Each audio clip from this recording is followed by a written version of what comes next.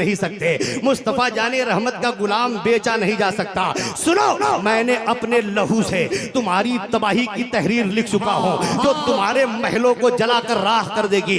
अंग्रेज कमांडर गुस्से से आग बबूला हो जाता है, का मारो कोड़े, इतने कोड़े मारो कि इनके जिस्म की खाल उधर जाए। खाल उधर जाती है। अंग्रेज कमांडर ने कहा, इनके जिस्मों पर नमक मिर्च मल दो, आप बेहोश हो जाते हैं। जब अंग्रेज कमांडर ने कहा, ले जाओ बंद कर दो, सुबह अगर बूढ़ा बच गया तो चौराहे पर इसे फांसी दी जाएगी। जब सुबह की सफेदी पहली है, अंग्रेज कमांडर स्ट्रेचर लेकर जब जेल में पहुंचता है तो उसकी आंखें फटी की फटी रह जाती है। या देख रहा है इस सैयद किफायत अली काफी नमक मिर्च मले हुए जिस्मों के साथ खड़े होकर सर पे अमामा बांध रहे हैं और शान इस्लामी शान के साथ आप तख्तेदार की तरफ बढ़ रहे हैं। आज अंग्रेज कमांडर ने कहा कि किफायत अली, तुम्हारे अंदर इतनी ताकत कैसे आ गई है कि तुम तख्तेदार की तरफ इतनी शान शौकत के साथ बढ़ रहे हो। कसम खुदा की तारीख बतलाती है इस सैयद किफायत अली काफी तख्तेदार की तरफ बढ़ रहे थे और आपकी जबान पर नात के आसार जारी थे कि कोई गुल बाकी रहेगा न चमन रह जाएगा, पर रसूलुल्लाह का दीने हसन रह जाएगा। हम सफीरो बाग में है, कोई दम का चहचहा, बुलबुलें उड़ जाएंगी, सूना चमन रह जाएगा। अतलसो कम ख्वाब के पोशाक पे नाजा न हो, इस तने बेजान पर खाकी कफन रह जाएगा। जो पढ़ेगा साहिबे लौलाक के ऊपर दुरूद, आग से महफूज उसका तन बदन रह जाएगा। सुभान अल्लाह, सुभान अल्लाह, सुभान अल्लाह, सुभान अल्लाह। जिंदाबाद जिंदाबाद जिंदाबाद जिंदाबाद। खड़े होकर लगाइए, खड़े होकर लगाइए। सुभान अल्लाह, सुभान अल्लाह। मैं आया 7 बजे, सख्त बुखार की चपेट में था, लेकिन फजले हक भाई ने अपने घर पे मुझे रखा और डॉक्टर को दिखलाया, दवा भी इंजेक्शन सब मैंने लिया। लेकिन आज मेरी नीयत खालिस यही है कि ये जो उलमाए कराम तशरीफ फरमा है, बस इनके दरमियान में गुफ्तगू करके इनसे इस्लाह ले लूँ। अब आप हजरात की तवज्जो चाहूँगा, बस मैं अब आखिरी चल रहा हूँ। आप हजरात देखें, अब एक सवाल ये पैदा होता है कि आखिर इन जालिम अंग्रेजों ने उलमाए हक को चुन चुन कर मौत की घाट क्यों उतारा, उन्हें फांसी के फंदे पर क्यों लटकाया, आखिर इसके पीछे अंग्रेजों का मकसद क्या था? तो तारीख इसका भी जवाब देते हुए नजर आती है। अगर आप तारीख का मुताला करें, इसीलिए मैं आप हजरात से कहता हूं कि जो कौम तारीख का मुताला नहीं करती वो कौम तबाहियों की तरफ चली जाती है। आओ देखो, अब अंग्रेजों ने बरतानिया में गोल मेज कॉन्फ्रेंस किया और उसमें मशवरा किया कि हम हिंदुस्तान में जो हमारे अंग्रेज शहरी रहते हैं उनसे पूछा जाए कि हम भारत की सरजमीन पर देर तक हुकूमत कैसे कर सकते हैं। तो उन्होंने हिंदुस्तान में अपने एक अंग्रेज शहरी से मशवरा किया जिसका नाम सर विलियम मयूर है।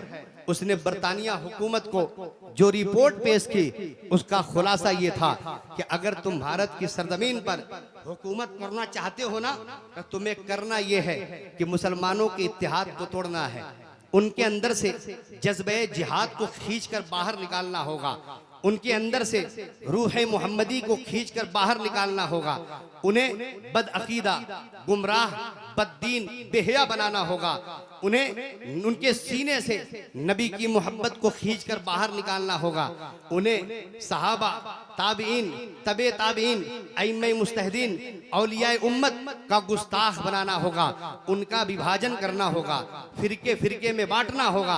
अगर हमने ये कर दिया तो हिंदुस्तान की सरजमीन पर हम हुकूमत कर सकते हैं। अब इस काम के लिए हमें एक मदरसा खोलना होगा, दीन फरोश मुल्लाओं की एक टीम तैयार करना होगा, ऐसे मौलवियों की टीम को तैयार करना होगा जो अंग्रेज कहें वही बोले, जैसा अंग्रेज कहें वैसा ही बोले, जो अंग्रेज चाहें वही लिखे, वही फतवा दे। अब इन दीन फरोश मुल्लाओं ने, अब इन अंग्रेजों ने एक ऐसे दीन फरोश मुल्लाओं की टीम को तैयार किया और बदले में उनसे कहा कि तुम्हें करना यह है कि मुसलमानों के इत्तेहाद को तोड़ना है, उन्हें फिरके फिरके में बांटना है, उनका विभाजन करना है, उन्हें तोड़ना है, उन्हें गुस्ताख बनाना है। अब बदले में किसी किसी को शमसुल उलमा का लक़ब मिला, किसी को जागीरें मिली, तो किसी को ओहदा मिला, किसी को सरदारी मिली, किसी को 600 रुपया माहाना मिला, जो इस दौर में 66 लाख बनता है। अब इन दीन फरोश मुल्लाओं ने हिंदुस्तान के मुसलमानों के इत्तेहाद को तोड़ने के लिए पहले इन्होंने किया क्या, पहले ये अपने नुमाइशी आमाल का ढोंग रचाकर पहले दीन के खादिम बने, इस्लाम के आलिम बने, हदीस के मुहद्दिस बने, कुरान के हाफिज बने, नबी का मिलाद पढ़ के खुद भी रोए, लोगों को भी रुलाया, नबी की सीरत बयान करके खुद भी रोए, लोगों को भी रुलाया, फातिहा भी दिलाया, क़याम भी किया, दुरूद भी पढ़ा। जब हिंदुस्तान के भोले भाले मुसलमानों के दिलों में जब इनकी मोहब्बत का सिक्का बैठ गया तो इन्होंने गिरगिट की तरह रंग बदला। अब था क्या, हदीसें पढ़ी, तर्जुमा अपनी तरफ से किया, कुरान पढ़ा, तर्जुमा अपनी मर्जी से किया, शरीयत का तबादला अपनी तबीयत से करने लगे, हिल्लत व हुर्मत के कानून को बिगाड़ने लगे, हुर्मत शरिया की दीवारों को फादना शुरू कर दिया। अब आलम यह था कि जो हदीसें सही थी उसे गलत बताया, जो गलत थी उसे सही बताया, जो वाकयात मनगढ़ंत थे उन्हें सही बताया, जो सही थे उसे मनगढ़ंत बढ़ाया। इतनी बदअकीदगी फैलाई, इतनी बदअकीदगी फैलाई कि आलम ये हिंदुस्तान का था कि अगर किसी ने नबी को हाजिर व नाजिर माना काफिर हो गया, जिसने नबी के इल्म गैब को माना, नबी के इल्म गैब को माना मुशरिक हो गया, जिसने कहा या रसूल अल्लाह अल मदद मुशरिक हो गया, जिसने कहा या गौस अल मदद मुशरिक हो गया। आलम यह था कि जिसने नबी को जिंदा माना मुशरिक हो गया, जिसने नबी का मिलाद मनाया मुशरिक हो गया। फातिहा दिलाना बिदअत, मिलाद पढ़ना बिदअत, सजावट करना बिदअत, आका के मिलाद में खुशियां मनाना बिदअत। आलम यह था कि इतनी गुमराही फैलाई, इतनी गुमराही फैलाई कि इख्तिलाफात की आंधियां चल रही थी हिंदुस्तान की सरजमीन पर, और हिंदुस्तान का मुसलमान चीख रहा था कि ए रब्बे कायनात, भेज किसी ऐसे आलिम रब्बानी को जो आए और बता दे कि सही क्या है, गलत क्या था। इख्तिलाफ की आलम यह था कि बाप बेटे में इख्तिलाफ, घर घर में इख्तिलाफ, मस्जिदों में इख्तिलाफ, खानकाहों में इख्तिलाफ, मदरसों में इख्तिलाफ, मोहल्लों में इख्तिलाफ, इख्तिलाफात की आंधियां चल रही थी। और हिंदुस्तान का मुसलमान रात में दुआएं मांग रहा था कि ए रब्बे कायनात, भेज किसी ऐसे आलिम रब्बानी को जो आए और इन बदअकीदा मुल्लाओं के चेहरे से नकाब उतार कर इनका असली चेहरा अवाम अहले सुन्नत के सामने पेश कर दे। रब्बे कायनात ने हिंदुस्तान के मुसलमानों पर रहम फरमाया और अपने दीन इस्लाम की हिफाजत के लिए 10 शव्वाल 1272 हिजरी को 14 जून 1856 ईस्वी को बरेली की सरजमीन पर इमाम अहमद रजा खान फाजिल बरेलवी को पैदा फरमा दिया। जब आला हजरत ने कलम संभाला है तो उस वक्त हिंदुस्तान की सरजमीन पर एक दो नहीं सैकड़ों फितनों ने जन्म ले रखा था। उन्हीं बातिल फिरकों में नेचरियत का फितना था। आला हजरत का कलम चला, नेचरियत के रद में आधा दर्जन किताबें लिखी। उन्हीं बातिल फिरकों में कादियानियत का फितना था। आला हजरत का कलम चला, कादियानियत के रद में 3 किताबें लिखी। उन्हीं बातिल फिरकों में आर्य समाज का फितना था। आला हजरत का कलम चला, आर्य समाज की रद में 4 किताबें लिखी। उन्हीं बातिल फिरकों में वहाबियत का फितना था। आला हजरत का कलम चला, वहाबियत के रद में 200 किताबें लिखी। उन्हीं बातिल फिरकों में फिरक़े तफसीलिया था।